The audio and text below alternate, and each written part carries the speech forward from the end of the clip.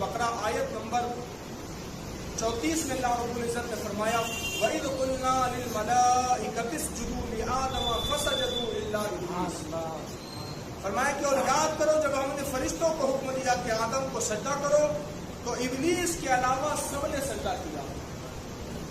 अल्लाह ने जब हुक्म दिया कि आदम को सजदा करो तो इब्लीस के अलावा सभी लोगों ने हजरत आदम को सजदा किया सिवाय इब्लीस के, इल्ला इब्लीस, सिवाय इब्लीस के सबने सजदा किया। अब जब अल्लाह रब्बुल इज्जत का हुक्म हुआ कि हजरत आदम अलैहिस्सलाम को सजदा किया जाए तो सबसे पहले जो सजदे में गया वो हजरत जिब्रील अलैहिस्सलाम,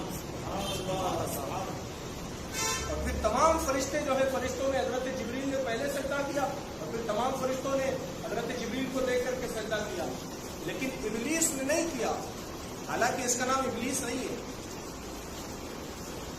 असल इसका नाम है अज़ाज़ील। शैतान का असल नाम है अज़ाज़ील। इब्लीस तो अल्लाह ने इसको बाद में कहा, पहले इसका नाम अज़ाज़ील था। और अज़ाज़ील जो था ये शैतान, दरअसल ये फरिश्ता नहीं था, फरिश्ता नहीं था अज़ाज़ील, दरअसल ये जिन्नात था, जिन था, आग से बना हुआ था। लेकिन ये चूंकि अपनी इबादत की वजह से इतना मकाम हासिल कर चुका था, अल्लाह की बंदगी में इतना मकाम हासिल कर चुका था कि वो जिन होकर के अल्लाह रब्बुल इज्जत ने अज़ाज़ील को फरिश्तों का उस्ताद बना दिया। अपनी इबादत की के बलबूते वो उस मकाम तक पहुंचा कि जिन होकर के वो फरिश्तों का सरदार बन गया। अब जब सरदार बन गया और किसी के पास कोई ओहदा आ जाता है तो फिर उसको तो सब नीचे नजर आते हैं, उसको तो सारे लोग ऐसे नजर आते हैं कि ये तो कोई है ही नहीं। अगर किसी को कोई कुर्सी मिल जाए, कोई ओहदा मिल जाए, कोई मकाम मिल जाए, वो तो फिर अपने से नीचे वालों को तो यूं समझता है जैसे कोई कचरा है। लेकिन आगे देखिए अल्लाह रब्बुल इज्जत ने क्या फरमाया, अबा वस्तकबरा, तो उसने इनकार किया। अबा, उसने इनकार किया, वस्तकबरा, और तकब्बुर किया। शैतान ने इनकार किया और कहा मौला मैं इसको सजदा नहीं करता। वजह बताई कि इसको सजदा क्यों नहीं करता, इसलिए कि मौला तूने इसको तो मिट्टी से बनाया और मुझको तो आग से पैदा किया। तो मिट्टी का काम नीचे रहना होता है, आग का काम ऊपर रहने होता है। तो कहा जो मुझसे नीचे है मैं उसको सजदा क्यों करूं। तो उसने इनकार किया। अबा, उसने इनकार किया।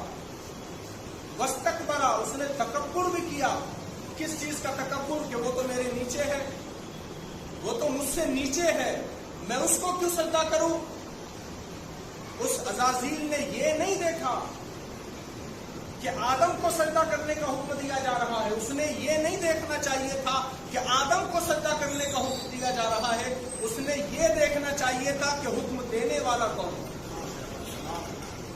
उसने जिसको सजदा किया जा रहा है उसको देखा, उसने उसको नहीं देखा कि जिसने हुक्म दिया था सजदा करने का। तो क्या हुआ, उसने तकब्बुर किया, मैं इसको सजदा क्यों करूं, ये तो मिट्टी से बना, मैं तो वो हूं जिसने जमीन का कोई जर्रा नहीं छोड़ा जहां खुदा का सजदा न किया हो।